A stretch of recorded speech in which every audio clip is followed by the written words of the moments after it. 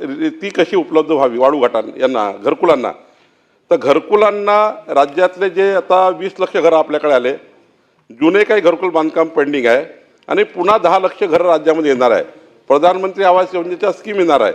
त्यामुळं आपण आता निर्णय घेतलेला आहे की ज्या ग्रामपंचायतीमध्ये, ज्या नगरपंचायतीमध्ये, ज्या भागामध्ये वाळू घाट आहे, नदी नाल्यावर वाळू उपलब्ध आहे, ईसी असो की ईसी नसो, पर्यावरण मंजुरी असो की पर्यावरण मंजुरी नसो, घरकुलांना तुम्ही 5 ब्रास रेती तहसीलदारनी 5 जनरेट करून, तहसीलदारनी महाखनिजच्या ऑनलाईन पोर्टलवरनं 5 त्या ठिकाणी जनरेट करायची, ती वाळूची 5 घरकुलाला घरोघरी पोचून द्यायची आमच्या तलाठ्यामार्फत.